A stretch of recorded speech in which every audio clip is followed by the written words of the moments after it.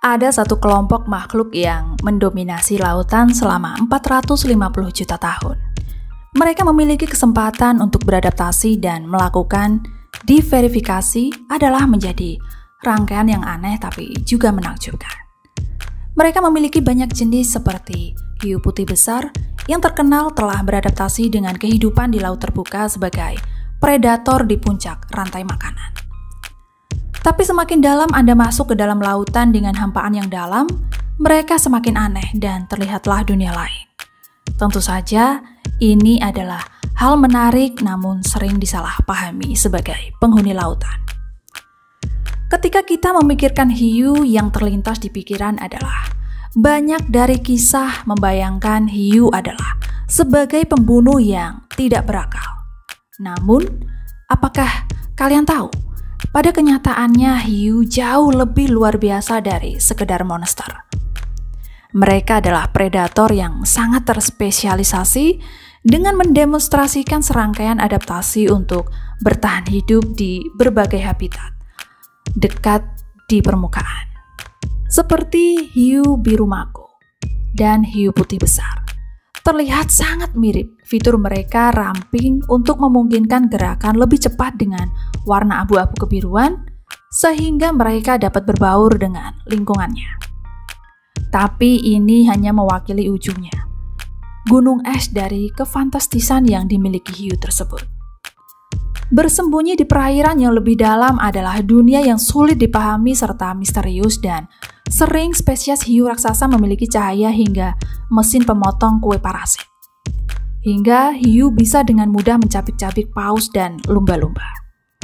Untuk memahami mengapa ada hiu di kedalaman, hal ini sangat berbeda dengan yang ada di permukaan yang biasa kita lihat. Kita harus mencari tahu apa yang menyebabkan mereka melakukan diverifikasi cara ini. Sejarah evolusi hiu kemungkinan berasal dari periode Ordovisium di akhir 450 juta tahun yang lalu. Di waktu berikutnya, hiu primitif ini berevolusi dalam beberapa jumlah gelombang dengan satu sekitar tulang rawan. Membaur menjadi satu kelompok dengan ikan bertulang rawan. 420 juta tahun lalu, si Maira yang tampak asing berbeda dari kerabat hiu, tetapi sekarang termasuk dalam klasifikasi yang berbeda menjelang periode Jurassic. Awal yaitu 195 juta tahun yang lalu. Untuk modern tertua yang diketahui, hiu Hexansi, Formes atau Skill telah muncul sekarang, mereka pun berevolusi. Tubuh samping dengan tubuh ramping, bergerak cepat dan rahang yang fleksibel dan menonjol. Kemungkinan mereka untuk makan lebih besar tubuh mereka sendiri. Sementara banyak hiu yang kita temukan di lautan saat ini telah banyak berubah sejak Jurassic. Sedikit yang tetap tidak berubah, yaitu fosil hidup tampak aneh dibandingkan mereka memiliki 6 atau 7 insang. Bukan 5 yang biasa ditemukan pada kebanyakan hiu. Hal ini dapat diamati pada hiu berjumbai dengan tubuhnya yang ramping seperti belut dan kepala seperti ular. Anggota lain dari ordo ini, hiu sikil, yaitu berhidung tumpul memiliki sirip punggung tunggal yang ditempatkan dengan baik di punggungnya serta sirip bubur. Fitur itu adalah sisa-sisa dari nenek moyang mereka di laut purba. Yang lebih aneh lagi adalah kenyataan bahwa banyak dari hiu yang lebih purba ini termasuk keduanya. Sekarang tampaknya menghuni wilayah yang lebih dalam di lautan adalah fitur yang paling banyak dijelaskan saat kita melihat adaptasi dan kondisinya dari dunia mereka. Yaitu di kedalaman ada yang lebih sedikit mendapatkan oksigen terlarut yang ada di dalam air. Hal ini menunjukkan bahwa untuk hiu sikil, Freelet, dan Sevekil lebih menguntungkan mereka karena memiliki lebih banyak celah insang. Sehingga mereka lebih efisien dalam menyerap oksigen yang mereka butuhkan. Jadi jika ada penyebabnya bagi mereka untuk berevolusi kehilangan celah ekstra. Sebaliknya, hiu yang dipindah ke lautan dangkal tidak membutuhkan celah ekstra. Jadi mereka kehilangan insang ekstra itu. Seiring waktu, mata sigil yang besar juga merupakan keuntungan. Hal ini memungkinkan mereka untuk menerima cahaya dengan banyak. Dan mungkin Hiu laut dalam lainnya memantulkan cahaya dalam proses yang dikenal sebagai biofluorescence, yaitu hiu kucing. Hiu kucing adalah salah satu dari hiu yang memiliki kemampuan untuk memantulkan cahaya biru dan memancarkan kembali sebagai lampu hijau untuk menarik pasangan. Fitur lain yang bisa diamati adalah bahwa hiu yang tinggal di air lebih dalam cenderung lompat jauh lebih besar ke Greenland. Mereka bisa tumbuh hingga 24 kaki atau 7,3 meter. Hal ini menjadikannya salah satu hiu terbesar di lautan, bahkan lebih besar dari hiu putih besar yang terkenal itu.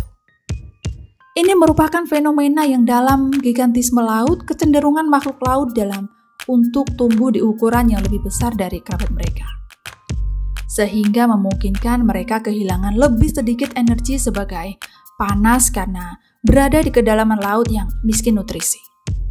Hal ini menjadi lebih efisien karena merupakan satu-satunya cara untuk bertahan hidup di lingkungan yang ekstrim tersebut. Selain menjadi lebih besar, hiu Greenland juga berevolusi untuk menjalani kehidupannya dengan bergerak lambat dan sangat lambat, dengan metabolisme yang sangat lambat juga. Ia bisa bertahan dalam waktu yang sangat lama, makan dan mampu menjadi vertebrata hidup terpanjang di planet ini. Tumbuh dewasa hingga 500 tahun pada kedalaman 7.200 kaki atau 2.200 meter. Kebiasaan makan di laut sangat berbeda dari spesies yang lebih dangkal. Sedangkan mako dan great white mengandalkan pada kecepatan dan kelincahan untuk memburu pasangan. Yang bergerak cepat, hiu di sini juga oportunistik dan sangat bergantung pada bangkai paus yang tenggelam.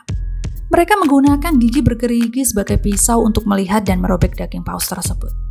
Spesies lain yaitu hiu goblin yang memiliki tubuh yang lembek dan hati yang besar untuk memungkinkannya tetap hidup mengapung di air yang sangat dalam. Ini adalah spesies yang sulit dipahami seperti banyak makhluk hidup itu mendiami bagian terdalam lautan. Bahkan salah satu spesies hiu terbesar di dunia mendiami bagian terdalam lautan, bahkan salah satu spesies itu terbesar di planet hiu. Mulut besar ditemukan untuk pertama kalinya pada tahun 1976. Itu adalah pengumpan filter yang memangsa zooplankton di permukaan pada malam hari dan kembali ke kedalaman di siang hari. Perilaku ini dikenal sebagai imigrasi vertikal. Itu adalah gerakan terinsronisasi zooplankton dan ikan naik turun kolam air setiap hari. Siklus secara keseluruhan hiu laut dalam memang unik dalam kondisi tanpa cahaya, tekanan tinggi dan kedalaman yang miskin nutrisi. Mengadopsi adaptasi yang lebih kuno seperti lebih banyak celah insang dan lebih lembek, tubuh yang berarti mereka akan bergerak lambat dan memiliki ukuran yang lebih besar. Mendasari perbedaan yang jelas antara spesies yang lebih dalam, hiu yang dangkal dan telah berevolusi secara berbeda untuk menjadi lebih kecil dan lebih cepat. Laut dalam adalah kedalaman yang miskin nutrisi.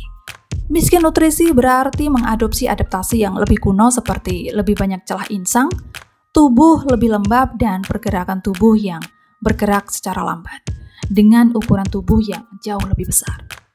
Mendasari dari perbedaan yang jelas antara spesies yang lebih dalam dan hiu laut dangkal, yang telah berevolusi secara berbeda untuk menjadi lebih kecil dan lebih cepat dibandingkan di laut dalam. Laut dalam adalah dunia yang berbeda dengan perairan di permukaan, di mana makanan melimpah dan bertahan hidup bukanlah tantangan dari predator di sana. Saya Tini, sampai jumpa lagi di bahasan menarik lainnya.